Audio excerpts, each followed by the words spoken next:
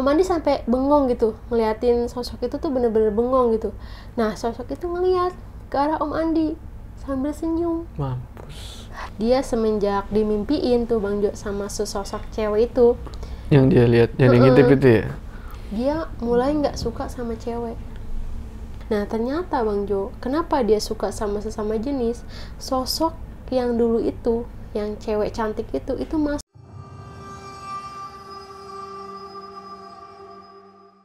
Assalamualaikum teman-teman, balik lagi sama gua Jo. Apa kabar kalian semua? Semoga kalian semua yang menonton video ini diberikan kesehatan, dilancarkan rezekinya, dan selalu dimudahkan urusan-urusannya, dan selalu diberikan perlindungan dari wabah yang sedang melanda dunia saat ini. Di video kali ini, gua kedatangan narasumber yang punya pengalaman, atau bisa dibilang cerita dia ini bakalan ngajarin kita banyak hal. Siapa dia? Shirley. Kalian yang belum kenal Shirley, lu siapa sih sebenarnya? Coba kenalin. Coba ya. Nama gue Shirley, tinggal di Jakarta Selatan. Oke. Udah sih Bang Jo, itu aja. Ya udah, videonya segitu aja. Ya jadi Shirley ini bisa dibilang orangnya tuh agak horor juga gitu. Maksudnya banyak cerita horornya gitu ya. Nah sekarang dia ini mau cerita tentang dulu abah ya. Iya. Jadi abahnya dia ini atau kakeknya pernah ngelakuin yang namanya itu bersekutu dengan jin gitu. Nah yang namanya bersekutu dengan jin pasti bakalan ada yang namanya konsekuensi. Penasaran sama ceritanya? Tonton video ini terus. Oh ya, sebelum kita masuk ke cerita, gue pengen ngasih tahu nih kalau Shirley juga punya channel YouTube horor. Jadi kalian yang suka cerita-cerita horor bisa mampir juga tuh ke channelnya. Apa channel lo? Diary Neng Shirley.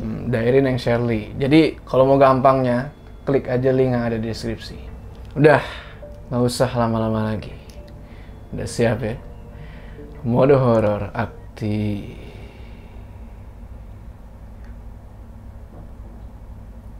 Oh ya, sebelumnya nih share. Cerita ini tentunya udah dapat ini kan persetujuan dari pihak-pihak terkait, dan nama-nama di cerita ini tentu bakal disamarin ya. Nah, gimana sih tuh ceritanya? Apa tentang abah bersekutu dengan jin itu gimana? Iya, jadi abah itu punya ilmu spiritual yang cukup lumayan sakti sih Bang Jo. Sakti. Bagi saya ya. Nah udah gitu dia itu punya banyak pasien-pasien gitu Bang Jo. Terus ya pasien itu kebanyakan soal utang piutang, jadi berhubungan sama uang. Kalau ini versi dari Om sebenarnya, Om Andi, karena kan waktu itu Shirley itu masih umuran sekitar 7 tahun. Jadi masih belum ngerti secara detailnya gitu. Akhirnya pas nanya sama Om, oh ternyata seperti ini gitu jalan ceritanya gitu. Akhirnya setelah ditanya-tanya cerita dari Om, dia Om cerita semuanya. Om Andi itu anak terakhir dari 4 bersaudara. Orang tuanya itu yang ibunya itu bernama Lasmi, yang biasa kita sebut dengan Umi. Nah kalau misalkan ayahnya itu biasa sebut kenal dengan Abah. Jadi Umi Abah itu kakek aku, kayak gitu. Nah kakak pertamanya itu Wasuro, kakak keduanya Engkong, kakak tiganya Ibu Ati itu mamaku. Ya. Jadi Ibu Lasmi itu Umi kita itu dulunya sebelum dia nikah gitu tuh seorang sinden Bang Jo. Nah sebelum dia nyinden gitu, sebelum dia kayak nyanyi gitu di panggung, dia tuh kayak melakukan ritual-ritual kecil gitu Bang Jo. Jadi biar terlihat anggun, terlihat cantik kayak gitu. Bahkan Umi pernah Bang Jo, dia itu melakukan kayak bertapa, kayak di hutan gitu Bang Jo, sendirian. Itu selama 1 malam. Itu sebelum manggung? Ya, sebelum manggung. Jadi pas malam bulan purnama itu dia disuruh sama gurunya untuk bertapa di kayak hutan kayak gitu Bang Jo. Nah dia itu nggak boleh yang namanya tidur, nggak boleh bergerak, nggak boleh ngapa-ngapain selain duduk sama baca mantra gitu Bang Jo. Tahu nggak mantranya? Kurang tahu kalau itu ya. Nah jangan jadi ntar diikutin lagi mantranya. Iya bener. Jadi dia duduk sambil baca mantra, itu di atasnya itu udah terang bulan Bang Jo. Jadi bulan purnama gitu. Jadi dia langsung ke cahayanya gitu, kayak gitu. Nah itu sekitar mungkin udah setengah malam gitu kan, udah tengah malam, itu sosok-sosoknya tuh keluar Bang Jo. dari Sosok apa? hutan. Jadi semua sosok yang ada di hutan itu keluar. Ya gimana ya, kalau misalkan kita melakukan sesuatu pasti ada kayak cobaannya gitu kan. Nah itu cobaannya Umi itu bener-bener diliatin sama sosok-sosok yang ada di hutan itu Bang Jo. Umi itu lagi duduk, dia lagi sambil baca mantra, kan nggak boleh merem tuh, nggak boleh tidur gitu kan. Dia lagi duduk aja lagi baca mantra, tiba-tiba di depan dia Bang Jo ada sosok. Sosok apa? Sosoknya tuh hitam banget, jadi kayak kebakar gitu Bang Jo mukanya. Pokoknya angus. Terus matanya itu kayak ngeluarin darah sama belatung. Umi yang namanya ngeliat sosok kayak gitu, apalagi cewek gitu kan, pasti sontak kaget dong, takut gitu. Cuma karena dia kekeh gitu, pengen nerusin ritual itu, akhirnya bener-bener dia tuh kayak gue harus kuat gitu kan. Ternyata sosok itu tuh mulai mundur, ternyata itu pocong. Pocong yang bentuknya itu bener-bener kayak kebakar gitu Bang Jo, bener ngelupas kayak gitu. Itu bener-bener di depannya Umi. Tadi nggak kelihatan pocong karena deket banget ya. Kayak gitu. Nah pas dia udah menjauh tuh baru kelihatan pocong kayak gitu. Kayak kuntilanak, semua itu udah Umi tuh kayak udah ngeliat semuanya gitu di situ. Nah pas udah azan subuh, udah tuh Umi disuruh pulang. Tapi sebelum itu ternyata Umi itu ngerasa kalau ada cahaya yang masuk ke tubuh Umi. Kayak ada yang masuk ke badannya gitu. Jadi ternyata itu ritualnya itu untuk mengambil cahaya bulan Bang Jo, untuk masuk ke tubuhnya Umi. Jadi dari cahaya bulan itu dia jadi terlihat anggun, cantik kayak gitu. Nah itu soal Umi. Nah kalau misalkan Abah itu punya ilmu spiritual yang bagi saya tuh bener-bener sakti gitu. Karena ya dia juga punya banyak banget pasien gitu Bang Jo. Abah itu punya ilmu spiritual dan punya beberapa benda mistis. Salah satunya itu dia punya 2 jenglot. Tahu kan jenglot? Ada yang tahu nggak jenglot apaan? Jadi jenglot tuh yang kecil itu kan, yang rambutnya panjang, yang kukunya panjang itu nggak sih? Iya kayak gitu. Dia punya 2 jenglot. Terus benda-benda mistis lainnya tuh sama keris juga Bang Jo. Itu keris dari yang pendek sampai yang panjang, dari yang melingkar sampai yang lurus itu ada. Dan itu banyak banget. Selain itu tuh bener-bener banyak banget gitu. Nah dia itu kayak Abah juga kayak bukan bersekutu ya, kayak berteman gitu sama Ratu Pantai Selatan kayak gitu. Entah itu berteman atau bersekutu saya kurang tahu gitu kan. Cuman yang saya tahu tuh ya Abah itu pernah ketemu sama Ratu Pantai Selatan kayak gitu. Setiap harinya tuh ada beberapa pasien yang datang. Jadi kayak warga tuh merasa terganggu gitu Bang Jo, karena kan ya mungkin ada sebagian warga yang kurang srek gitu sama pekerjaan Abah gitu kan. Akhirnya Abah itu memutuskan untuk membuat rumah jauh dari warga. Ya, untuk menuju rumahnya itu Bang Jo, kita itu harus ngelewatin kebun warga, terus lapangan yang cukup luas. Sebelah kiri lapangan itu udah kuburan, sebelah kanan itu udah bukit. Nah setelah lapangan itu ada 4 empang yang berjejer, baru rumah Abah, dan belakangnya itu udah hutan. Berarti rumah Abah doang ya satu-satunya di situ? Yang jauh banget dari tetangga. Itu benar-benar kayak mau main aja sulit gitu Bang Jo, apalagi malam kan. Tahun segitu kan masih Tahun berapa tuh? 2001 kayaknya. 2001 itu benar-benar masih kayak hutan lah untuk kampung itu gitu. Udah bikin rumah di situ, udah tuh tetangga-tetangga udah nggak pernah komplain lagi kan. Nah jadi rumah itu cukup luas Bang Jo, dia ada 5 kamar. Nah 1 kamarnya itu dibikin ruangan spiritualnya Abah. Jadi ada satu khusus tuh ritualnya Abah. Di dalam kamarnya itu dia dilapisin sama kain putih. Terus di situ juga ada kayak peti yang lumayan besar, warna perak petinya. Peti itu khusus untuk benda-benda mistis Abah. Kayak keris kayak gitu ya. Taruhnya situ. Yang kayak jenglot gitu, itu ditaruhnya di situ. Setiap malam Jumat itu selalu diberikan sesajen sama Abah. Kayak kopi manis, kopi pahit, terus kayak susu gitu, terus dupa lah, apalah semacamnya gitu. Itu malam Jumat selalu ada buat ditaruh di ruangan itu, ruangan spiritualnya Abah. Nah, Om Andi itu pas banget bersampingan sama ruangan itu, Bang Jo. Kamarnya. Nah, waktu itu kan udah hampir jam 11 malam. Semuanya itu udah pada tidur. Nggak ada satupun yang kayak nonton TV atau apa, itu nggak ada. Dia itu ngerasa terganggu, Bang Jo, sama ruangan itu. Karena dia pikir tuh kayak, ini apa sih berisik banget gitu. Kayak ada aktivitas gitu, Bang Jo. Padahal nggak ada siapa. Nggak ada. Hari itu juga kayak nggak ada tamu gitu, makanya Abah itu langsung tidur gitu. Nah, pas dia itu penasaran, karena dia tuh tidur tapi kalau keberisikan kita kayak ngerasa keganggu gitu ya, Bang Jo. Akhirnya dia penasaran tuh, Bang Jo.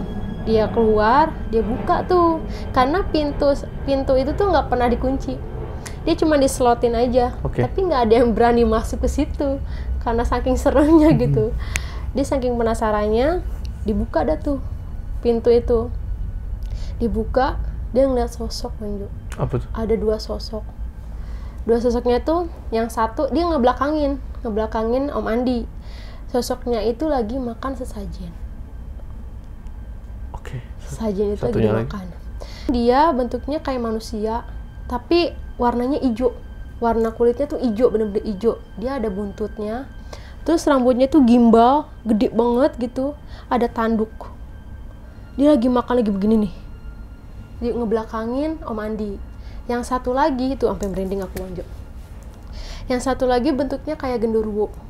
Dia bercaling sampai bawah, terusnya mukanya tuh kayak, ya maaf ya, kayak monyet gitu, berbulu gede banget. Itu bener-bener lagi makanin sesajen yang disediain sama Abah. Kaget dong Bang Andi. Astagfirullah, katanya gitu. Pas mau ditutup itu pintu, sosok 2 itu nengok. Awalnya kan nggak kelihatan tuh mukanya kan, karena kan dia ngebelakangin.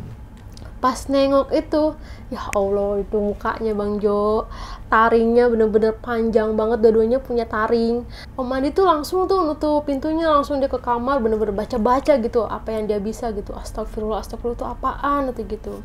Jadi Om Andi itu tinggal sama Umi, sama Abah, terusnya sama mama aku, Ibu Wati, sama kakak, sama aku tuh berlima tuh di rumah itu. Cuman Abah juga punya kayak 5 anak asuh, Bang Jo. Jadi anak yang ditelantarkan sama orang tuanya diasuh sama Abah dari kecil. Cuman jarang datang ke situ. Paling kalau misalkan lagi ada sesuatu yang minta sesuatu itu baru ke Abah kayak gitu. Nah, setelah itu kejadian itu, Bang Andi tuh ngomong sama Abah, katanya, tolong tinggalin semua hal-hal yang berbau mistis kayak gini, katanya gitu. Saya tuh nggak mau Abah kenapa-napa, katanya. Maksudnya udahlah, kita ke jalan yang benar, katanya gitu. Jangan melakukan ritual-ritual seperti ini, katanya. Itu kan sama aja musyrik, gitu kan. Om Andi tuh selalu nasihatin Abah gitu untuk ke jalan yang benar gitu. Tapi ya namanya Abah itu orangnya pemarah, dia tuh nggak bisa yang namanya kita kasih tahu gitu, nggak mau dia. Kalau kata dia ya udah gitu.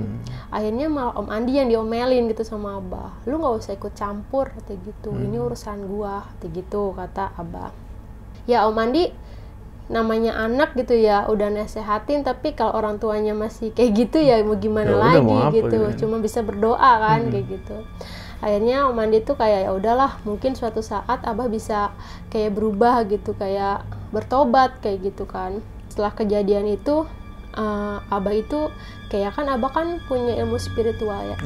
Kayak dia itu bisa untuk apa namanya itu pengobatan non medis, terus kayak untuk pinta sesuatu ke dia untuk jabatan lah apalah kayak gitu. Nah, ada orang Tionghoa, dia 2 orang, namanya boleh sebutin ya, nama samaran aja. Om Akyun sama Om Lee. Nah, dia datang dengan permasalahan soal utang piutang kayak gitu, berarti berhubungan sama uang ya.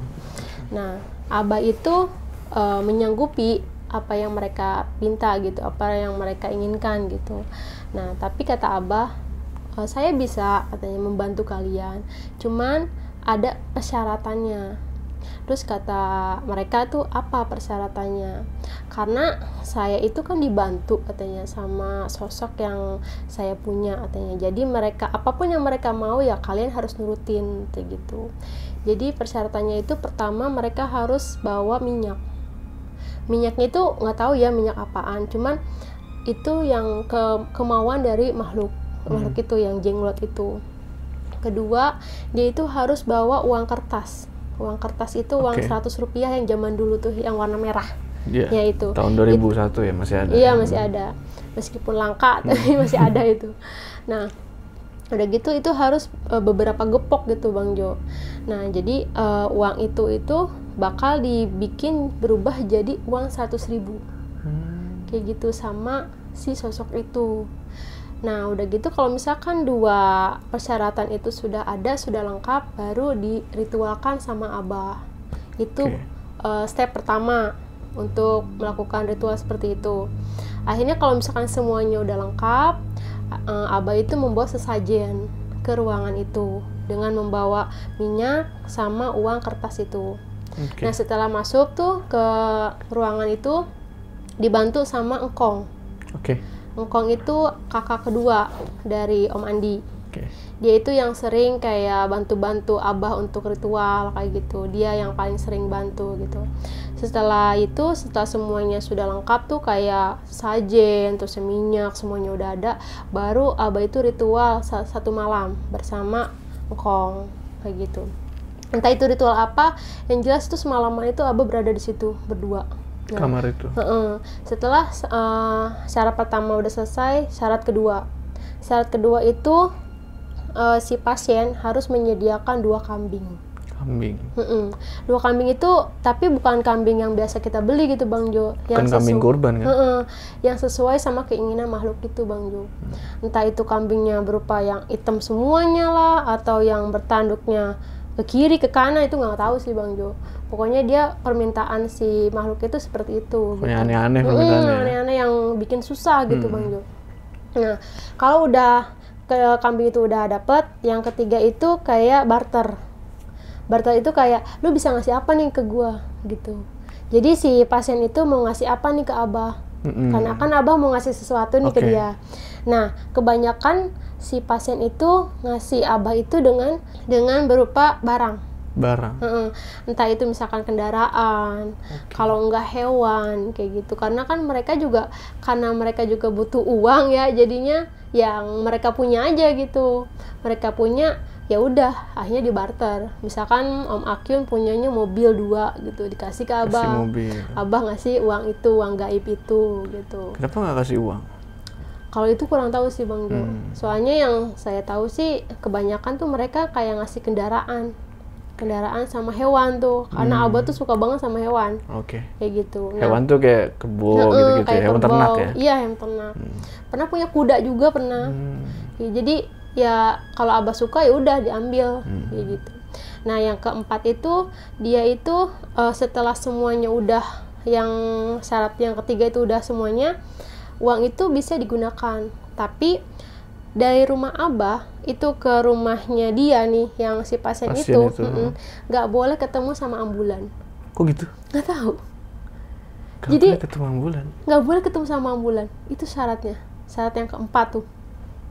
Kalau ketemu ambulan, uang itu hilang. Iya. Kok begitu? Nggak tahu. Uang itu hilang, dan itu pasti balik ke semula yang 100 perak itu. Balik 100 lagi? Iya. Nah, kalau misalkan itu berhasil semuanya nih, dia jalan tanpa ketemu sama ambulan. Nah, setelah dia nyampe rumahnya nih, dia itu harus kayak selamatan gitu. Tapi uang dia sendiri, jangan pakai uang itu. Jadi kayak ngasih ke anak yatim, terus kayak ya bersedekah lah gitu. Nah, setelah semuanya udah beres, uang itu baru bisa digunakan. Kayak gitu. Jadi banyak Bang Jo yang nggak berhasil karena persyaratannya itu yang agak susah. Iya, jadi kan ada beberapa orang yang bilang, itu mah mustahil kata gitu. Itu mah beneran nggak mungkin kata gitu. Saya bilang kayak gini karena saya tuh ngeliat sendiri, bener-bener real gitu kayak gitu. Jadi Om Akyun aja sampai beberapa kali datang gitu Bang Jo. Karena saking berterima kasihnya gitu, karena udah dibantu soal utang-utangnya dia kayak gitu. Sampai sekarang tuh kayak masih kontek-kontekan gitu Bang Jo, masih ngebantu kita gitu pas mereka tuh udah punya sesuatu gitu. Kenapa kita maksudnya banyak berpikir gitu, banyak orang yang nanya, kenapa lo nggak bikin aja sih duit dengan sendiri? Ya nggak sih? Buat diri sendiri gitu ya? Ya kan, pasti banyak yang ngomong kayak gitu lah, kenapa kalian harus nyari pasien, kenapa harus bantu orang, kenapa nggak bikin buat keluarga sendiri gitu. Ternyata itu nggak boleh Bang Jo. Nggak boleh. Uang gaib itu nggak boleh sepeser pun dimakan sama keluarga, sama keturunannya Abah. Kenapa kalau dimakan sendiri? Itu bisa berakibat fatal banget, karena mungkin perjanjian sama sosok itu. Jadi uang itu tuh benar-benar nggak boleh dimakan sama keluarga dari Abah kayak gitu. Pernah sewaktu-waktu Bang Jo, engkong itu dia nggak sengaja makan uang gaib itu.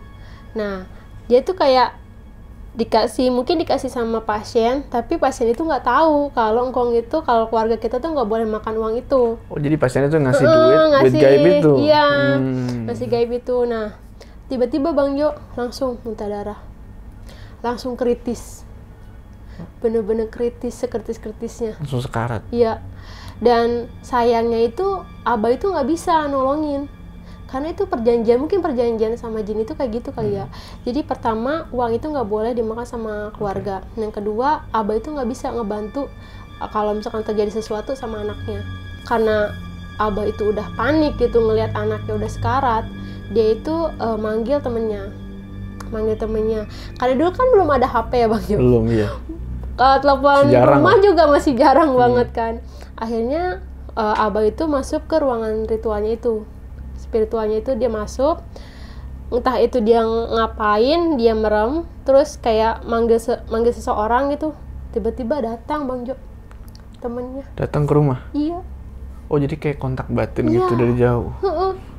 Tapi itu keren sih Bang Jo. Kalau gue sekarang begitu, ya, hemat pulsa. Gak usah pakai handphone ya. Kayak gitu. Itu bener-bener nyata. Paling ya 1 jam lah. Datang tuh 2 orang. Namanya Mbah Jambrong sama Mbah Kuncung. Langsung tuh diobatin si engkong itu. Langsung diobatin, alhamdulillah ngeluarin darahnya tuh berhenti. Karena itu bener-bener ngeluarin darah terus Bang Jo. Jadi nggak tahu gimana caranya Mbah Kuncung itu kayak berusaha untuk ngobatin engkong gitu. Setelah itu emang Mbah Kuncung sama Mbah Jambrong itu sebenarnya pernah ke rumah, cuman jarang gitu. Jadinya kita tuh semua keluarga udah pada tahu kalau mereka itu temennya Abah gitu. Akhirnya mereka itu kayak ngobrol gitu kan sama Abah. Nah si Om Andi ini diajak ke rumahnya Mbah Kuncung. Jadi Mbah Kuncung sama Mbah Jambrong itu satu rumah. Oh satu rumah. Nah kata Om Andi, ya udah deh ikut dah kata gitu. Akhirnya mereka pulang dah tuh ke rumahnya Mbah Kuncung di Paneglang rumahnya. Banten ya? Iya. Nah rumahnya itu ya namanya zaman dulu tuh masih kayak rumah itu nggak berderetan gitu Bang Jo. Jadi kayak ada space gitu. Space jauh ya? Nah rumahnya Mbah Kuncung itu dikelilingin sama pohon singkong. Pohon singkong. Jadi depan belakang tuh udah pohon singkong gitu. Nah Om Andi itu keliling rumahnya Mbah Kuncung. Mbah Kuncung rumahnya ya sederhana sih, namanya orang-orang kayak gitu tuh nggak ada yang namanya punya rumah gede gitu. Yang setahu saya gitu, dia kayak rumah yang sederhana, terus barang-barangnya juga masih antik-antik kayak gitu. Om Andi tuh iseng, dia keliling tuh Bang Jo, keliling rumah ke belakang gitu. Dia ngeliat kolamnya tuh kayak kolam ikan biasa Bang Jo. Ya ukurannya paling 1,5 meter lah gitu. Jadi Om Andi tuh kayak kesihir gitu Bang Jo. Kayak pengen ngedeketin kolam itu. Dia juga nggak tahu katanya, loh gue kenapa ya pengen banget ke situ gitu. Akhirnya sama dia dideketin dah tuh kolamnya. Ya nggak ada apa-apa Bang Jo, kayak kolam biasa, ikan biasa. Warnanya juga kecoklatan kayak gitu kan. Nah udah gitu pas dia mau balik lagi, kan dia ngebelakangin kolam. Tiba-tiba ada suara Bang Jo di situ, kayak ada ikan gede banget gitu di kolam itu. Sontak Om Andi kaget dong, balik lagi tuh dia nengok lagi, nggak ada apa-apa Bang Jo. Karena dia penasaran, sama dia diliatin lah tuh. Tiba-tiba Bang Jo ada yang muncul. Apa tuh? Hewan gede banget, itu segede-gedenya sampai aku merinding. Apa itu? Lama-lama tuh dia naik ke daratan tuh Bang Jo. Hewan itu naik ke daratan tuh. Terus itu hewan ngeliatin ke arah Om Andi. Hewan itu buaya. buaya, dan itu ukurannya kurang lebih 3 meter Bang Jo. Sedangkan kolamnya kan 1,5 Nah tuh. itu dia. Ya Allah, kita aja kalau ngeliat secara langsung pingsan dah Bang Jo. Dia tiba-tiba keluar dari kolam itu, bener-bener gede banget, langsung nengok ke arahnya Om Andi. Itu warnanya putih. Buaya putih. Buaya putih. Oh. Terus Om Andi kan saking kagetnya dia nggak bisa ngomong dong Bang Jo, kayak apa ya, kita kalau ngeliat sesuatu yang Terpana gitu kan. iya, buaya putih itu di apa sih, di kepalanya tuh kayak ada mustika gitu Bang Jo, bersinar kayak gitu.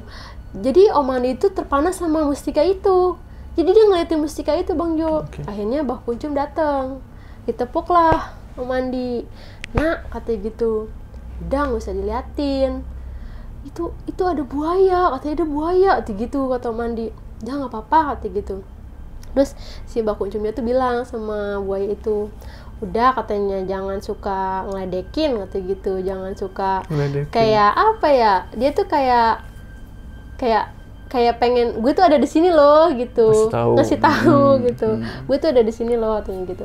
Ya udah tuh, akhirnya buaya itu masuk lagi tuh Bang Jo ke dalam, dan airnya tuh ya elah, kita ngelihat air kayak kolam ikan kan pendek Bang Jo, maksudnya nggak bakal sedalam itu gitu. Artinya nggak mungkin ada buaya di situ kan? Nggak mungkin banget. Om Andi aja sampai bener-bener, lah kok bisa gitu ada buaya segede itu, 3 meter Bang Jo. Sedangkan yang itu cuma 1,5 meter, kan nggak mungkin banget. Akhirnya dijelasin tuh sama Mbah Kuncum.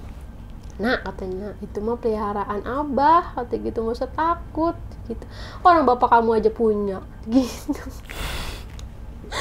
Aduh, jadi kalau Om Andi itu emang sangat bertentangan sih Bang Jo sama keluarga. Hal kayak gitu. Dia yang benar-benar nggak suka banget sebenarnya sama hal-hal kayak gitu. Kalau pengen tahu nih sosok-sosoknya Mbah Jambrong sama Mbah Kuncum, kalau Mbah Jambrong itu ya umurnya sekitar 70 tahunan. Dia kayak sering pakai baju kayak adat-adat zaman dulu lah. Rambutnya panjang, warna putih, jenggotnya juga panjang, terus kukunya panjang. Kayak ngelingkar ke dalam. Itu Mbah Jambrong. Ya, 10 Bang Jo, 10 jari bener-bener ngelingkar ke dalam. Panjang semuanya itu 10-10-nya. Bingung dah itu makanya gimana ya. Kalau Mbah Kuncum? Kalau Mbah Kuncum sama, dia umurnya kurang lebih ya 70 tahunan. Tapi ya dia biasa aja, nggak gimana-gimana. Cuman dia yang punya buaya putih itu. Kalau Mbah Jambrong itu dia lebih ke kekuatan. Pernah sewaktu-waktu dia lagi main ke rumah, dia tuh pengen kelapa. Karena yang lainnya nggak ada yang bisa ngambil kelapa tuh, lagi nggak ada orang gitu Bang Jo. Akhirnya dia dengan gampangnya itu meluk tuh kelapa, dipeluk sama dia pohon kelapa, ditarik Bang Jo. Pohon ditarik sama dia? Iya, sampai ke akar-akarnya. Sama si Mbah Jambrong? Iya, dan aku ngeliat sendiri Bang Jo, itu waktu kecil. Ya umur sekitar 5 tahun, 6 tahunan dah, itu kan udah inget dong. Itu benar-benar ditarik. Sama dia dipeluk, ditarik Bang Jo. Astagfirullahaladzim. Itu padahal udah kakek-kakek gitu musuhnya.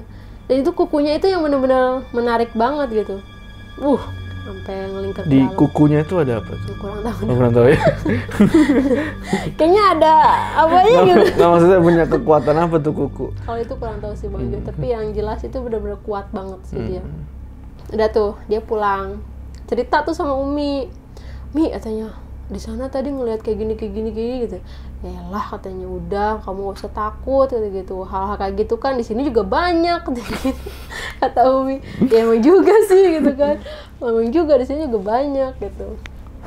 Setelah pasien yang pengen kayak dibantu sama keuangan, ada lagi pasien nih Bang Jo.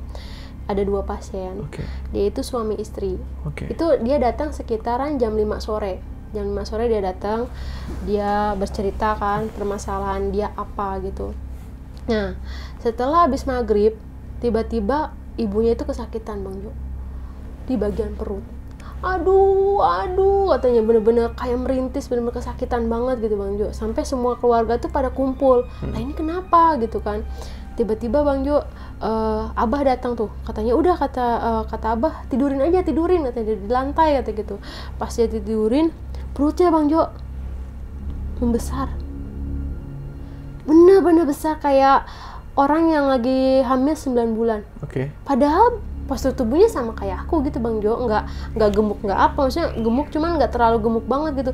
Tiba-tiba membesar Bang Jo, terus kempes lagi, membesar lagi, kempes itu lagi. kenapa? Duh, nggak tahu dah. Terus Abah nyuruh Om Andi nyari kayak daun warna ungu, nggak tahu dah itu daun apaan, sama Abah dibejek terus airnya itu dimasukin ke pusernya Bang Jo. Oh, di pusar. Oke. Dimasukin ke pusernya sambil baca-baca mantra gitu. Udah tuh nggak membesar lagi tuh. Ternyata dia cerita disantet. Oh, jadi seperti kan pasangan suami istri tadi. Si istrinya itu disantet. Iya. Oke. Jadi dia itu punya banyak utang, si istrinya. Nah, setiap ditagih sama yang penagih utangnya itu, kayak dia selalu ngeles gitu Bang Oke. Jo. Ya, sekarang kan gitu ya Bang Jo ya, yang punya utang yang lebih galak. Oh, gitu. Ya nggak sih? Yang punya utang lebih galak sekarang. Oke. Kayak gitu. Karena yang utangnya itu kayak kesel gitu, akhirnya dikirimlah santet. Kirim. Kayak gitu. Makanya yang punya utang bayar. Serem juga ya. Nah, setelah itu dia sekitar jam 10-an tuh kambuh lagi Bang Jo. Itu bener-bener kayak 9 bulan lagi tuh Bang Jo. Iya, aku bener-bener ngeliat, demi Allah nih, aku ngeliat dengan mata kepala aku sendiri, ngeliat perutnya itu kayak membesar, bener-bener ngebesar, gede banget gitu. Kayak balon diisi angin gitu ya. Nah, terus kata Abah gini, Andi tolong ambilin keris katanya di Keris. ruangan, katanya di ruangan spiritualnya Abah. Bang Andi tuh ketakutan karena kan dia pernah ngeliat 2 sosok itu Bang Jo. Kata dia, ya Allah katanya, gue takut lagi katanya gitu kan. Tapi kan ngelihat kondisinya ibu itu kan lebih parah kan. Akhirnya kata Bang Andi, udah deh gue ambil gitu. Pas diambil, dia ngambil keris kecil Bang Jo. Keris kecil sama Abah ditusukin ke pusarnya dia. Tapi nggak ditusukin ini. Tadi gini. Cuman ditempelin gitu. Dibacain mantra sama Abah. Jadi gini sambil gini tuh dibacain mantra, itu keluar asap Bang Jo. Asap dari pusarnya itu keluar asap banyak. Udah gitu cairan keluar. Cairannya tuh bau banget Bang Jo. Jadi kayak nanah gitu dicampur sama darah. Itu bener-bener keluar dari pusarnya itu. Nggak lama keluar kayak beling. Terusnya kayak kawat. Terus kayak jarum. Segala macam dah. Itu keluar dari pusarnya Bang Jo. Sampai ibunya tuh bener-bener kesakitannya tuh bener-bener kesakitan banget gitu. Ya namanya keluar begituan Bang Jo. Kita aja ngelihatnya ya Allah ngeri banget gitu. Akhirnya sama Abah tuh bener-bener dikeluarin tuh semuanya, kempes tuh Bang Jo. Dibungkus pakai lawan putih kan, kayak kain putih gitu. Langsung disuruh buang sama suaminya. Terus kata Abah, ini santet kata gitu. Dan ini benar-benar harus dituntaskan katanya. Nanti 2 minggu lagi kalian datang lagi ke sini untuk saya mandikan kata gitu. Jadi ya ternyata santet itu beneran ada gitu. Sampai saat ini sih Bang Jo. Iya. Santet itu bener-bener ada gitu. Banyak banget Bang Jo pasien-pasien Abah tuh yang ngelihat hal-hal kayak gitu di rumah. Karena kan rumah itu kan belakangnya itu masih hutan Bang Jo. Samping kiri, samping kanan itu masih pohon-pohon yang gede-gede banget gitu. Jadi nggak mungkin banget kalau nggak ada sosok-sosok ada di situ. Jadi banyak banget kayak tamu-tamunya Abah gitu, pasien-pasiennya Abah tuh dilihatin sama sosok-sosok yang ada di situ. Sebenarnya masih banyak banget Bang Jo kayak penampakan di rumah gitu, di rumahnya Abah. Cuma ini kayaknya sebagiannya aja gitu. Sebagiannya.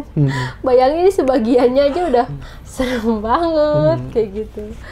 Malam-malam tuh sekitar pukul jam 11 malam. Semuanya keluarga itu lagi pada kumpul nih Bang Jo. Lagi pada kumpul, lagi pada ya cerita-cerita kayak gitu. Tiba-tiba ada angin, hujan, itu bener-bener gede banget Bang Jo. Kayak angin puting beliung gitu, tapi di daerah kita aja, di rumah aku aja gitu, kayak keliling-keliling di rumah aja. Oh, di rumah doang tuh? Keliling Bang Jo. Yang lain nggak? Enggak, karena kan emang jauh kan. Jadi kita nggak tahu nih rumah yang lain juga kenapa enggak. Tapi yang kita kerasain itu hujan, petir sama angin tuh bener-bener ada di rumahnya itu gitu, rumah Abah itu gitu. Sampai kita tuh ngerasa pohon-pohon tuh kayak mau tumbang gitu Bang Jo ke rumah gitu. Sampai ya Allah ini apaan sih gitu, ada apaan sih gitu. Nah Om Andi itu mau mau ngecek gitu, ini ada apaan sih gitu. Kata Abah, gak usah nak, katanya, ini bakal ada yang datang. Hah, ada yang datang? Siapa? Udah, kamu diem aja. Nah, si Abah itu masuk dah tuh ke ruangan spiritualnya. Setelah Abah masuk, semuanya ngecium bau melati. Wanginya itu melati. Kayak kita tuh make bener-bener berhadapan gitu Bang Jo, bener-bener nyengat banget itu melati. Nah, Bang Andi tuh penasaran, diikutin lah tuh Abah. Pas Abah masuk, Bang Andi ngeliatin tuh di apa namanya itu, kayak pintunya kan nggak pernah kekunci tuh. Nah, dia kayak ngebuka sedikit gitu, Intip. Ternyata di situ ada 3 sosok. Sosoknya itu cewek cantik banget Bang Jo. Dia pakai gaun warna hijau, terus pakai bunga melati, pakai mahkota. Cantik banget Bang Jo. Terus dia juga kayak punya dayang. Ada 2 dayang di sampingnya dia. Terus Abah itu lagi begini ke sosok itu, selamat datang Nyai. Ternyata itu Nyai Ratu Pantai Selatan. Aku kan pernah ngomong tuh kalau Abah itu berteman sama Ratu Pantai Selatan. Entah itu siapa nggak ngerti ya, tapi kayak kemungkinan itu sosok itu. Itu cantik banget Bang Jo. Jadi Om Andi itu kayak terpana gitu ngeliat kecantikannya. Om Andi sampai bengong gitu ngeliatin sosok itu tuh, bener-bener bengong gitu. Nah, sosok itu ngeliat ke arah Om Andi sambil senyum. Mampus. Aduh, namanya cowok ngeliat cewek cantik pasti terpesona ya kan. Waduh, cantik banget, mana ngeliatin gue lagi gitu kan. Nah, sama Umi tuh dipanggil Om Andi, katanya, nak sini, katanya, nggak usah di situ, katanya gitu. Akhirnya Om Andi nyamperin dah tuh. Nggak tahu Abah ngomong apa sama sosok itu. Akhirnya Om Andi tuh tidur dimimpiin Bang Jo sama sosok itu, sosok wanita cantik gitu yang bergaun hijau itu. Iya. Ditanya sama sosok itu, kamu mau jadi suami saya? Sontak Om Andi kaget, dia langsung kebangun. Katanya, astagfirullah, kok sosok itu malah masuk ke mimpi saya, kayak gitu kan. Nah, itu selama 7 hari Bang Jo. Selama 7 hari dia datang ke mimpinya Om Andi. Karena Om Andi penasaran, dia nanya tuh sama Abah. Ya, dalam mimpinya itu sama. Dia selalu nanya, mau nggak jadi suami saya? Akhirnya nanya tuh sama Abah, katanya, Bah, kenapa sosok yang waktu itu datang ke Abah itu datang ke mimpi saya? Kayak gitu kata Bang Andi. Dia cuma ketawa Abah. Ya, itu berarti namanya dia suka sama kamu, nak, kata gitu. Karena kan kita tuh selalu dipanggil nak gitu, anak gitu, nak gitu. Dia tuh suka sama kamu, kata gitu. Kalau kamu mau nikah sama dia, kamu bakal jadi serba punya. Jadi apa yang kamu inginkan itu terpenuhi sama sosok itu. Kata Om Andi, na'udzubillah min dzalik, katanya, saya harus menikah sama jin. Kayak gitu kata. Soalnya Om Andi Om Andi dia apa? Lebih ke nggak suka kayak gitu ya. Lebih ya paling beragama lah di situ Bang Jo, dibandingkan sama yang lain kan. Nah, setelah itu malamnya dimimpiin lagi Bang Jo. Sama sosok itu lagi. Dia nanya lagi, kamu mau jadi suami saya? Dengan tegas Om Andi bilang, maaf, saya nggak mau jadi suami kamu. Sosok itu marah Bang Jo. Marah, dia ngomong gini, kamu gak akan pernah dimiliki oleh siapapun kecuali saya. Aduh, serem kan Bang Jo. Terus udah tuh, kayak Om Andi tuh orangnya masa bodohan. Jadi ya bodo amat dah, lu mau ngomong apa juga gitu. Yang penting gue yakin dengan Tuhan gue gitu. Gue yakin kalau Tuhan gue tuh ngelindungin gue, kayak gitu kan. Nah, setelah itu Bang Andi tuh kayak nggak menghiraukan gitu masalah perkataan si sosok itu. Tahun berganti tahun Bang Jo, Abah itu udah mulai sakit-sakitan. Dia udah ya mungkin udah faktor umur kali ya, udah menua gitu. Jadi tahun itu tuh Abah bener-bener ngedrop, terus kayak udah nggak nerima pasien-pasien lagi. Karena keadaan Abah tuh udah kayak apa ya, udah memburuk gitu Bang Jo. Nah, udah berkali-kali ke dokter, udah sering masuk rumah sakit, dirawat gitu, semuanya udah kita lakuin gitu untuk kesembuhannya Abah. tapi makin kesini malah makin buruk gitu, makin melemah gitu Bang Jo. Nah, kesalahannya Abah itu dari kecil itu anak-anaknya itu selalu dimanja Bang Jo. Jadi meskipun kan yang belum berumah tangga itu Om Andi nih, yang lain kan sudah berumah tangga. Itu mereka itu meskipun udah berumah tangga tapi masih kayak minta sesuatu tuh ke Abah. Oke. Jadi Abah itu selalu memanjakan anak-anaknya. Jadi dikasih terus. Jadi nggak dibikin mandiri gitu Bang Jo. Ya mungkin cuma Bang Andi doang, Om Andi doang gitu yang nggak selalu minta sesuatu ke Abah gitu. Akhirnya pas Abah mulai sakit, nggak nerima pasien lagi, barang-barang Abah tuh semuanya dijual. Kayak mobil, terus hewan-hewan gitu semuanya dijual untuk pengobatan Abah, untuk kehidupan kita sehari-hari kayak gitu. Dan orang tua saya pun kayak papa saya tuh kayak seminggu sekali atau sebulan sekali datangnya. Jadi emang bener-bener keuangannya tuh bener-bener menurun gitu setelah Abah sakit. Kita semuanya tuh kayak udah bener-bener biasanya apa yang kita pengen tuh selalu ada gitu Bang Jo. Tiba-tiba Abah sakit, nggak punya penghasilan lagi, semua yang Abah punya tuh udah hilang, kayak dijual gitu Bang Jo. Nah, jadi Abah tuh semakin kesini kayak semakin lemas, terus badannya juga makin kurus gitu, bisanya cuma berbaring. Bahkan untuk minum aja, untuk makan aja tuh dibantu Bang Jo, kayak dibantu sama Umi gitu. Masih disuapin. Masih disuapin. Nah setelah itu karena Om Andi itu ngerasa kasihan gitu sama Abah, hampir 1 tahunan lah Abah sakit gitu. Kata Om Andi, Om itu selalu bilang, ayo Bah, bertobat sebelum terlambat kayak gitu kan. Kondisi Abah kan sekarang udah bener-bener kayak ya apa ya namanya, udah sakit-sakitan kayak gitu kan. Abah tuh kayak ngerasa kesakitan gitu Bang Jo. Jadi setiap malam tuh dia menggigil. Terus kadang nih sering banget Abah itu ngeluarin darah tuh di duburnya dia Bang Jo. Itu banyak. Dokter aja udah angkat tangan dengan kondisi Abah kayak gitu kan. Akhirnya Om Andi itu bener-bener ngasih Abah tuh semangat untuk bertobat. Ayo Bah, katanya, kita bersolawat, kita sholat, kata gitu. Kita sholat benar-benar, kita sholat berjamaah, kata gitu. Akhirnya Abah mau tuh Bang Jo. Dia mau sholat, terusnya dia juga mau sholat taubat gitu. Alhamdulillahnya. Sorry, gitu. Sebelumnya Abah sholat nggak? Enggak. Setahu saya ya, saya nggak pernah lihat Abah sholat. Gitu. Nggak pernah. Cuman pas lagi sakit kayak gitu, alhamdulillahnya Saya mau diajak sholat. Om Andi mau tuh. Iya. Alhamdulillah itu dia mau gitu untuk bertobat gitu Bang Jo. Setelah dia sholat, Om Andi itu bawa Ustadz ke rumah.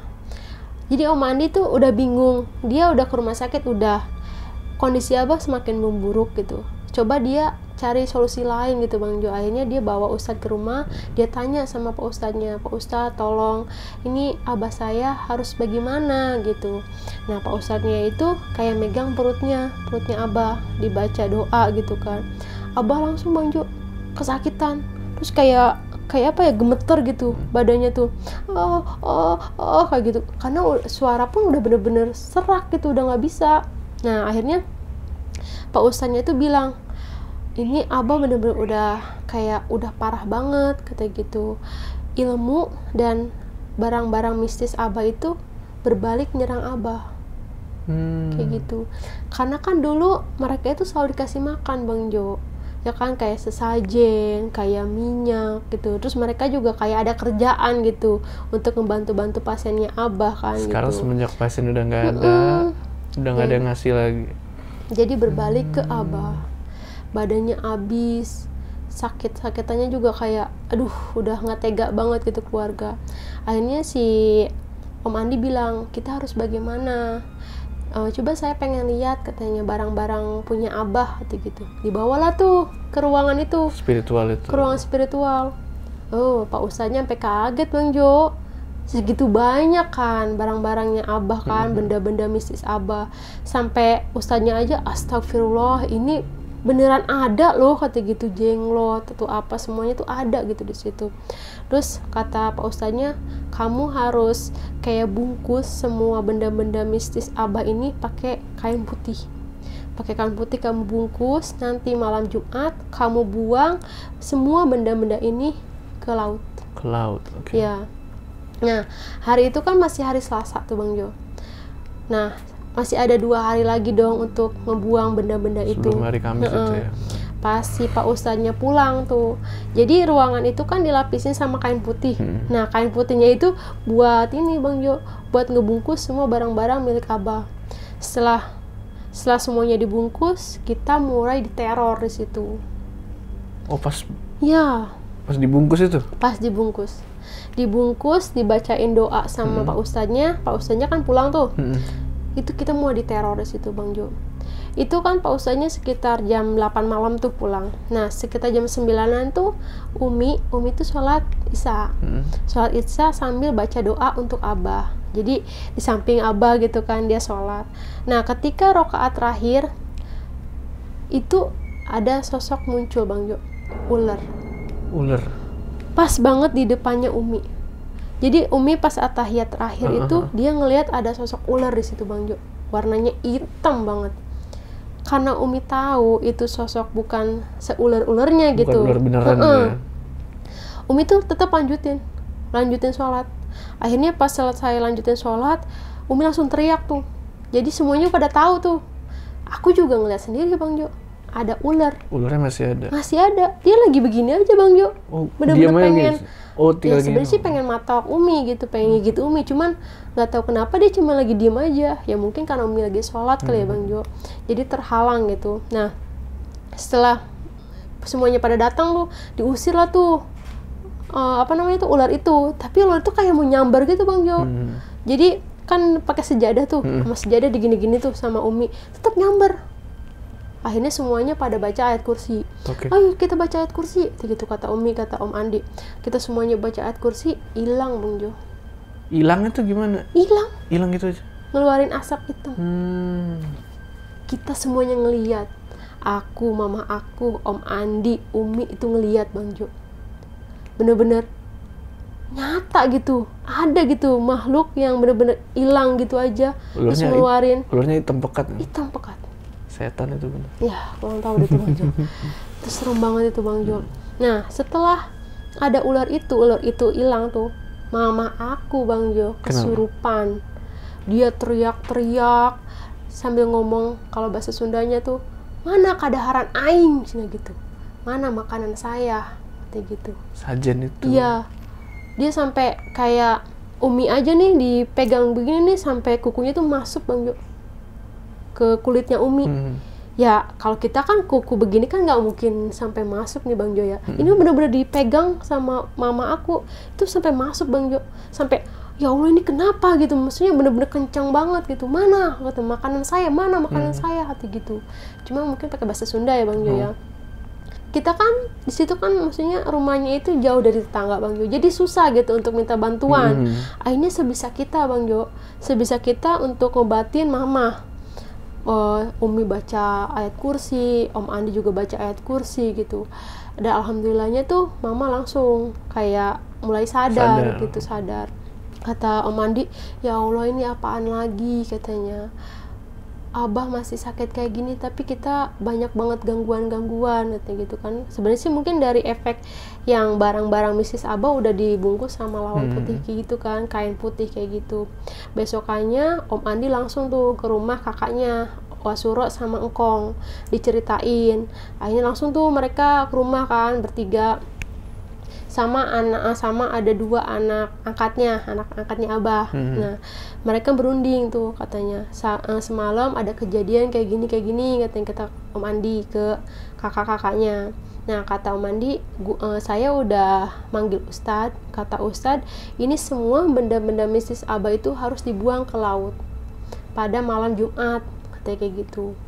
Nah, ini kakaknya yang berdua nih Bang Jo malah nanya soal warisan. Oh gitu. Aduh, keadaan lagi kayak begini gitu kan, Abah masih sakit, terusnya ada kejadian juga semalam. Mereka cuma datang, oh ya udah itu kalau misalkan Pak Ustadznya nyuruh begitu ya udah lakuin. Nah tiba-tiba tuh mereka malah nanyain barang yang belum dijual sama Abah.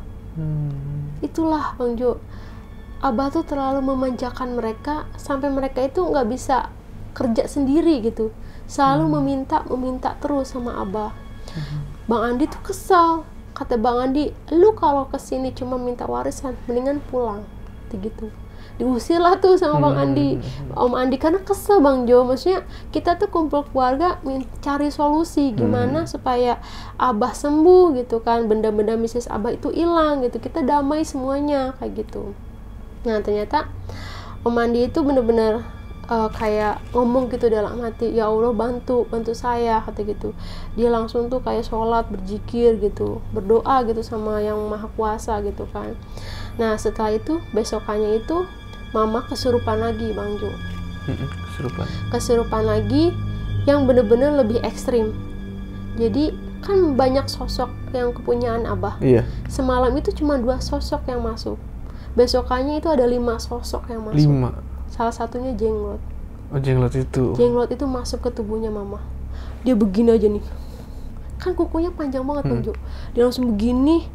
Dia ngomong katanya, kalian semuanya bakal kena akibatnya gitu Bang Jo. Duh, merinding banget. Semuanya tuh bilang, dia tuh sosok itu bilang kayak gitu, kalian semuanya bakal kena akibatnya. Semuanya pada bengong ya, maksudnya apa kayak gitu kan. Nah si Om Andi itu nyuruh kakakku si AA itu manggil Pak Ustadz yang kemarin ngobatin Abah. Nah datang tuh Pak Ustadz. Pak Ustadz ini gimana, kakak saya kesurupan nih, dari tadi nggak sembuh gitu, nggak keluar inilah sama Pak Ustadz, diobatin gitu. Nah kakak Om Wasuro sama Engkong itu datang, jadi semuanya kumpul tuh di situ Bang Jo. Nah yang mama aku kan lagi kesurupan nih, lagi dipegangin nih, bener-bener ngebrontak gitu.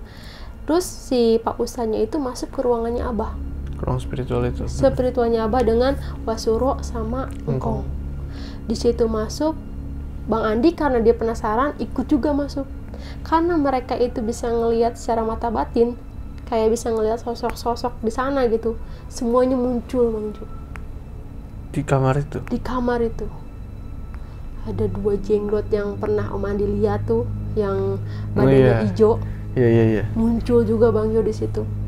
Jadi mereka kayak Pak Ustadznya itu bertengkar sama mereka dengan batin gitu Bang Jo. Pak Ustadznya sambil baca-baca gitu, merekanya juga kayak mau nyerang, tapi alhamdulillahnya tuh ya Allah maha ini ya Bang Jo ya, orang yang baik pasti dilindungin gitu. Akhirnya mereka hilang. Pak Ustadznya juga sampai bener-bener ngeluarin keringatnya tuh bener-bener banyak Bang Jo, sampai ngos-ngosan gitu ngadapin makhluk-makhluk yang ada di situ. Tapi ternyata mereka cuma hilang doang, nggak musnah, nggak gimana-gimana, enggak. Mereka cuma hilang dong, tapi nggak musnah. Enggak. Nah setelah itu karena keadaan masih genting gitu kan, akhirnya Mama tuh sadar. Alhamdulillah tuh mamanya sadar. Pas Mama sadar, udah katanya kamu istirahat dan kalian segera buang alat-alat mistisnya Abah ini ke laut. Langsung tuh mereka kayak Om Andi, Engkong sama Wasuro itu bener-bener kayak berusaha bawa si benda-benda milik Abah itu. Perjalanan Bang Jo, di perjalanan sampai ke laut, bener-bener banyak gangguan Bang Jo. Apa aja tuh? Entah itu mau nabrak, terusnya mau ke jurang, itu mobilnya bener-bener kayak jangan sampai nyampe sana mungkin sama si sosok-sosok itunya. Sampai kayak mobilnya itu kayak nabrak seseorang Bang Jo. Padahal pas dilihat tuh nggak ada. Jadi dia lagi jalan nih. Waktu itu yang bawa itu Wasuro itu lagi jalan bawa mobil, tiba-tiba ada orang lewat ditabrak. Tapi pas dilihat tuh nggak ada. Dan yang belakang otomatis nabrak yang di depan dong. Jadi mobil ditabrak tuh. Untungnya tuh ya alhamdulillah tuh nggak sampai gimana-gimana gitu Bang Jo. Karena mereka tahu itu gangguan, akhirnya mereka tetap aja lurus gitu Bang Jo. Sampai benar-benar nyampe itu pantai gitu, untuk laut gitu. Ini laut mana nih? Laut selatan. Iya, laut di daerah Sukabumi. Oke. Gitu. Nah setelah mereka sampai, mereka disuruh sholat dulu Bang Jo, disuruh sholat, terus baca doa yang dikasih sama Pak Ustadz. Setelah itu baru dibuang. Setelah dibuang, benda-benda milik ayah itu, milik Abah, mereka pulang. Pas mereka pulang tuh, alhamdulillah tuh di perjalanan aman-aman aja Bang Jo. Setelah datang, Abah mulai membaik. Kayak dia lebih ke ceria gitu, maksudnya kayak bernyawa gitu Bang Jo. Yang biasanya kita cuma lihat dia berbaring, nggak bisa ngapa-ngapain, dia sempet ngomong kayak gitu. Nah, dia ngomong katanya, Abah pengen semuanya kita sholat. Udah seneng banget dong Om Andi. Ya udah kita sholat, katanya semuanya kita sholat. Dan anak angkat yang 5 itu, yang berlima, yang anak angkatnya Abah itu datang ikutan sholat juga Bang Jo, semuanya sholat tuh. Nah setelah sholat, Abah minta teh manis anget, dikasihlah sama Umi itu pakai sendok. Setelah itu Abah meninggal. Dan ya maksudnya alhamdulillahnya tuh Bang Jo, dengan Abah yang sudah bertobat gitu Bang Jo. Iya benar, itu dia. Abah yang alhamdulillah. Abah yang udah sholat taubat gitu, yang udah ya ke jalan yang benar lah gitu, bener. Menghilangkan yang benda-benda mistisnya Abah gitu. Sampai ya Allah, kalau ingat kayak gitu tuh sakit gitu, sedih banget gitu. Sampai keluarga tuh bener-bener berusaha banget gitu untuk Abah supaya ya gimana udah alhamdulillah bener. Maksudnya masih dikasih kesempatan ya, gitu loh. Masih diberi kesempatan buat Abah itu kayak dosa-dosa. Ya mungkin itulah. Nah setelah itu Abah itu kan meninggal nih Bang Jo. Setelah 7 harinya aku sama Om Andi itu ke warung sekitaran jam 7:30 itu ke warung. Namanya malam ya Bang Jo, jadi gelap gitu. Kita ke warung, kan sebelah kirinya itu kuburan tuh. Dari lapangan itu kan sebelah kirinya kuburan. Nah kita ngelihat ke arah situ, karena kan Abah emang dikuburinnya kan di situ. Kita ngenok ke arah sana, ke arah kuburan itu. Kita tahu tuh posisi kuburan Abah tuh di mana. Kita ngarahnya ke situ gitu Bang Jo, karena kita pasti kalau misalkan ngelewatin kuburan, kalau ada saudara kita pasti kita nengok dong kayak gitu kan. Nah pas kita nengok, kita ngelihat Bang Jo, ada api itu dari bawah ke atas ngegebus. Apinya tuh kayak apa ya, kayak bola api, tapi bukan bola api. Kalau bola api kan pasti kayak terbang gitu. Kalau ini enggak, jadi di kuburan dia ngegebus ke atas. Dari kuburannya Abah? Di kuburannya Abah. Kita nggak tahu itu apa. Bang Andi langsung pulang lagi, dia langsung nangis sama Umi. Langsung kita semuanya berdoa ya supaya Abah itu diampuni segala dosa-dosanya kayak gitu. Terus kita juga kayak orang Islam kan pasti ngelakuin doa gitu ya, pas ada yang meninggal tuh kita berdoa gitu. Itu benar-benar semuanya itu pada kaget gitu ngedengar cerita dari Om Andi. Benar-benar ngegeblus kayak api Bang. Aku sama Bang Andi benar-benar ngeliat, dan demi Allah gitu ngeliat gitu hal-hal kayak gitu. Itu sampai merinding Bang Jo. Sampai pulang tuh, namanya dulu masih SD kan, kelas 3, kelas 4-an gitu. Jadi ya hal-hal kayak gitu tuh udah kita ngerti gitu. Itu apaan gitu. Wallahu a'lam lah tuh ya. Kita cuma bisa ini aja lah, ya, positive thinking. Mudah-mudahan Abah tuh diampuni dosa-dosanya gitu kan, segala macam. Bertahun berganti tahun, keadaan kita semakin buruk Bang Jo. Keekonomian kita tuh benar-benar turun gitu. Sampai-sampai Om Andi tuh dimimpiin sama sosok yang dia lihat. Yang mana tuh? Jenglot. Datang lagi Bang Jo. Om Andi tuh dimimpiin sama 2 sosok itu, ngomong, kalian gak bakal tenang, kalian akan kena akibatnya. Selalu ngomong kayak gitu. Om Andi tuh bingung gitu, maksudnya apa maksud dari omongannya Jenglot itu kan. Nah ternyata besokannya itu si AA-nya aku itu izin sama Om Andi sama Umi, dia mau ke Jawa. Ngajakin aku ke Jawa kan. Ternyata dia melakukan pesugihan. Sama dia juga, aku sih sebenarnya kan ikut dia tuh nggak tahu dia mau ngelakuin apa gitu, aku cuma sekedar diajak. Terus ternyata si AA melakukan pesugihan. Pesugihan itu yang buat aku sama AA itu bener-bener hancur Bang Jo. Ya kalau misalkan diceritain tuh bener-bener aduh nggak bisa kebayang. Dan sampai saat ini perjanjian aku sama AA itu masih dalam perjanjian gaib itu, belum putus. Dan itu bener-bener banyak banget gangguan dari sosok-sosok yang pernah kita ketemuin di sana gitu. Nah setelah itu kita kan berobat tuh Bang Jo. Kita berobat ke salah satu ustadz yang ada di Kuningan. Kita berobat di sana, kita minta petunjuk gitu harus gimana kayak gitu kan. Nah setelah itu ternyata ustadz itu ngomong, kalian melakukan seperti ini itu atas bisikan setan. Jadi si AA kan ngelakuin pesugihan karena dia tuh merasa kasihan sama keluarga gitu Bang Jo. Keluarga yang semakin kesini tuh semakin bener-bener keuangannya tuh terpuruk gitu. Sampai pernah kita cuma makan garam aja kita pernah Bang Jo. Sedih gitu si AA tuh harus ngelakuin apa kayak gitu, pengen ngebantu gitu kan. Apalagi dia tuh paling sayang sama Umi kan, namanya kita dari kecil tinggal sama Umi kayak gitu kan. Kita tuh berobat di salah satu pengobatan yang ada di Kuningan sama Pak Ustadz. Itu Om Andi ikut. Nah ditanyalah sama Pak Ustadznya, aku sama si AA tuh udah tuh selesai kayak di ruqyah gitu. Ditanya sama Pak Ustadznya ke Om Andi. Kata Pak Ustadznya gini, kamu namanya siapa? Kata gitu. Nama saya Andi katanya. Umur kamu berapa? Katanya. Umur dia kurang lebih sekarang kan udah hampir 35 tahun. Ya 35 tahun lah katanya. Dia kan belum married nih Bang Jo. Nah coba jujur sama saya kata gitu. Ternyata Om Andi itu dia semenjak dimimpiin tuh Bang Jo sama sesosok cewek itu yang dia lihat, yang ngintip itu ya, dia mulai nggak suka sama cewek. Itu baru dia jujur tuh Bang Jo.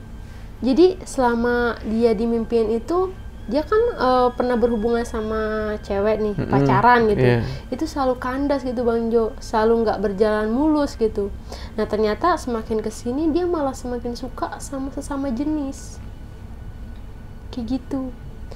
Kata Pak Ustadznya, kamu menyadari katanya perasaan kamu? Iya, saya sudah berdoa sama Allah supaya hilang gitu Bang Jo perasaan ke sesama jenis gitu.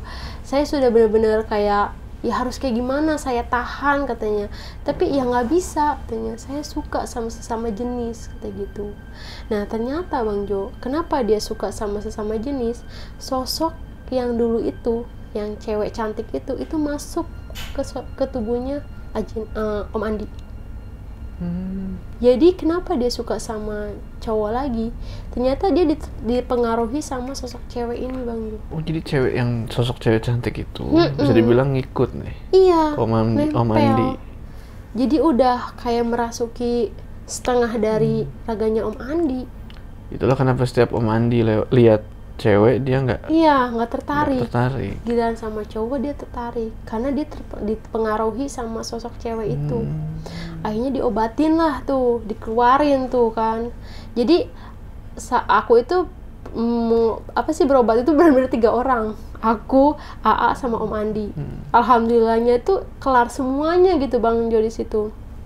Si Om Andi itu diobatin sama ustadznya itu, dia kayak di ruqyah gitu, bener-bener kayak dia ngerasa kesakitan Bang Jo, bener-bener ngerasa kesakitan banget. Mungkin kerasa kali ada sesuatu gitu kan di badannya. Setelah itu selesai, sekarang alhamdulillah Bang Jo udah normal lagi. Dan sekarang punya pacar lagi gitu. Ternyata ya itu dia kenapa nggak married sampai saat ini gitu dulunya, karena pengaruh itu. Ya karena pengaruh itu. Sebenarnya sih kita disuruh ke sana itu 3 kali lagi, aku sama AA tuh. Cuman karena baru sekali, jadi mungkin efeknya masih ada. Nah, kadang suka ngeliat hal-hal yang berbau horor kayak gitu. Terus kadang orang ngeliat saya itu ada sesuatunya, entah itu kayak nenek-nenek lah, apalah, itu masih ada kayak gitu. Jadi ya sampai saat ini sih masih ada perjanjian yang sama jin itu, yang pas pesugihan itu. Belum pernah tahu kan ceritanya? Iya. Serem banget sampai sekarang loh. Dan itu sering muncul gitu Bang. Nenek-nenek itu kan? Nenek-nenek itu sering muncul. Oke sih, jadi bisa dibilang kalau kita ikut yang seperti itu ya, kayak pesugihan gitu-gitu, pasti bakal ada konsekuensinya gitu. Jadi meskipun kita dikasih kekayaan nih, apa segala macam, tapi mereka ini pasti minta sesuatu balik. Dan kebanyakan itu kayak nyawa gitu ya. Lalu ada pesan-pesan nggak sih buat orang-orang yang mungkin nih kepikiran pengen cobain lah kan gitu kan. Jangan dong. Ya, pesan-pesannya itu untuk semuanya ya. Jangan pernah kita bersekutu sama jin. Karena benar-benar berdampak negatif banget Bang Jo. Mungkin Abah bisa kayak membuat uang ataupun apa, dia mempunyai sesuatu ya, kayak kekayaan gitu, tapi dengan sendirinya kekayaan itu bakal hilang Bang Jo. Ya kan? Kayak waktu Abah sakit, kekayaan itu dijual atau apapun itu kayak uang setan dimakan setan lagi, kayak gitu. Dan untuk orang-orang yang mau melakukan pesugihan itu jangan pernah sama sekali melakukan hal seperti itu, karena berdampaknya itu bukan dari diri kita sendiri juga Bang Jo, semuanya, keluarga juga pasti kena berdampak. pasti. Padahal keluarganya nih nggak ikutan nih, iya, tapi kena. Pokoknya jangan pernah sama sekali melakukan pesugihan, karena saya sendiri pun ya sampai saat ini benar-benar masih diteror, masih benar-benar ya benar-benar hancur dah kehidupan beneran Bang Jo semenjak kejadian kayak gitu. Dan untuk semuanya mendingan minta aja sama Allah Subhanahu Wa Taala, perkuat iman. Dan juga kekayaan itu cuma sebentar ya.